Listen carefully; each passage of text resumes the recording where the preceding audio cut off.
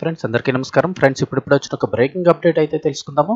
ఇక పాకిస్తాన్ భారత్ యుద్ధం అయితే కనుక మొదలైపోయింది. దీనికి సంబంధించి కేంద్ర ప్రభుత్వం కొన్ని ప్రత్యేక సూచనలు అయితే చేస్తుంది. దేశవ్యాప్తంగా ఉన్న పౌరులందరికీ కూడా ప్రత్యేక సూచనలు అయితే చేస్తుంది. శబ్దం వినిపిస్తే వెంటనే ఇలా చేయండి అంటూ కేంద్రం అయితే ప్రకటించింది. దీనికి సంబంధించి మొత్తం దేశవ్యాప్తంగా కూడా 244 చోట్ల ఈరోజు డ్రిల్ అయితే కనుక నిర్వహించబోతున్నారు. ఏంటి ఏమేమి సూచనలు చేస్తుంది కేంద్రాన్ని వివరాలు తెలుసుకుందాము. వీడియో ఎక్కడ స్కిప్ చేయకుండా పూర్తిగా చూడండి. అలాగే తప్పకుండా ఒక లైక్ చేయండి. లైక్ చేయడంలో మరింత మందికి సమాచారం అయితే వెళ్తుంది.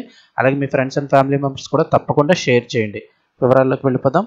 ప్రభుత్వం నుంచి వచ్చే అప్డేట్స్ అన్ని ఎప్పటికప్పుడు తెలుసుకోవడానికి ఛానల్ వెంటనే సబ్స్క్రైబ్ చేసుకోండి. పహల్గామ్ దాడి తర్వాత పౌరులందరూ కూడా అలర్ట్గా ఉండాలనే ఉద్దేశంతో కేంద్ర ప్రభుత్వం ఈరోజు దేశవ్యాప్తంగా 244 జిల్లాల్లో మాక్ డ్రిల్స్ అయితే చేపడుతోంది. ముఖ్యంగా తెలుగు రాష్ట్రాలకు వచ్చేటప్పటికి పెద్ద నగరాలైనటువంటి హైదరాబాద్, విశాఖపట్నం నగరాల్ని మాక్ డ్రిల్స్ అయితే నిర్వహిస్తున్నారు. అయితే మాక్ డ్రిల్స్ కేవలం ఈ నగరాల్లో మాత్రం నిర్వహిస్తున్నారని కాదు. ఈ డ్రిల్స్ ఉద్దేశం ఏమిటి అంటే కనుక దేశవ్యాప్తంగా ఉన్న పౌరులందరూ కూడా ఈ సూచనలు తెలుసుకోవాలన్న ముఖ్య ఉద్దేశంతో డ్రిల్స్ అయితే నిర్వహిస్తున్నారు. సో ప్రతి ఒక్కరూ కూడా తెలుసుకోవాల్సిన విషయాలు అయితే ఉన్నాయి. హైదరాబాద్లో వచ్చి సాయంత్రం 4 గంటల నుంచి 4:30 మధ్య మాక్ డ్రిల్ నిర్వహిస్తారు.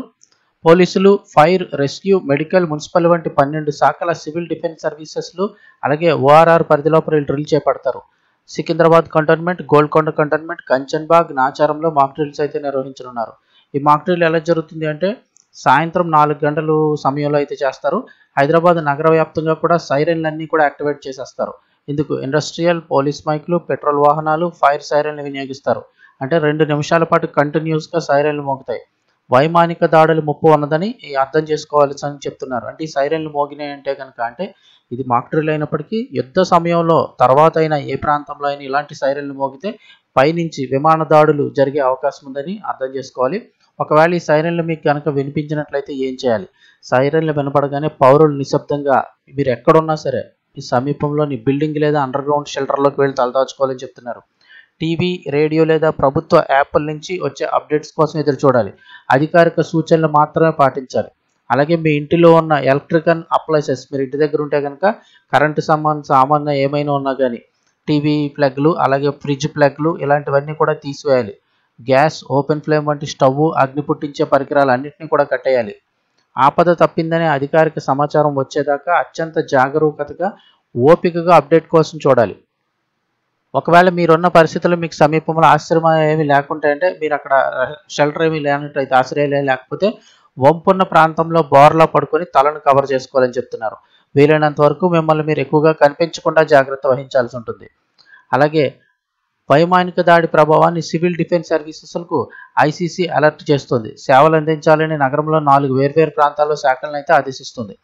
ఏం జరుగుతుంది ఈ రెస్క్యూ టీంలో? పోలీసులు, ఫైర్ బ్రిగేడ్, రెస్క్యూ టీం, అలాగే SDRF, medical, revenue, local, municipal అధికారులు స్పాట్కి 5 నిమిషాల్లో చేరుకోవాలి. అంటే ఏదైనా దాడి జరిగితే 5 నిమిషాల్లో వీళ్ళందరూ చేరుకోవాలి.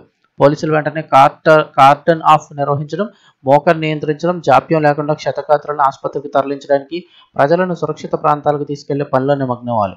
ఫైర్ సర్వీస్ అక్కడ ఉన్న మంటలను వెంటనే ఆర్పేయాల్సి ఉంటుంది.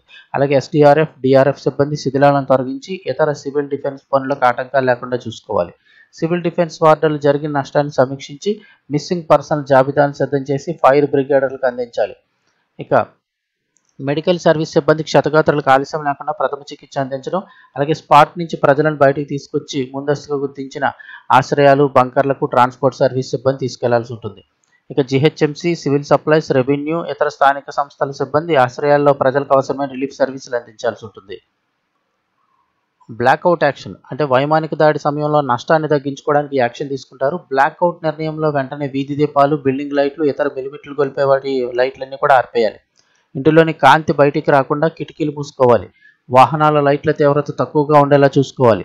పవర్ స్టేషన్లు, కమ్యూనికేషన్లు టవర్లను ఏమార్చేలాగా దాచిపెట్టి వైమానిక దాడికి గురి కాకుండా కాపాడుకోవాలి. అంటే మీ ఇంటి పైన కానీ మీ ఏరియాలో కానీ లైటింగ్ ఎక్కువ పడితే అది జనావాసం అని చెప్పి దాడి చేసే అవకాశం ఉంటుంది. కాబట్టి లైట్లన్నీ ఆర్పేయమంటున్నారు.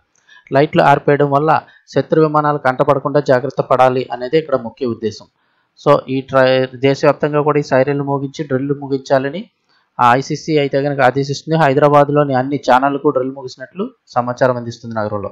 సో ఓవరాల్గా దేశవ్యాప్తంగా 244 చోట్ల అయితే కనుక ఈ 244 జిల్లాల్లో మాక్ డ్రిల్స్ అయితే చేపడుతున్నారు.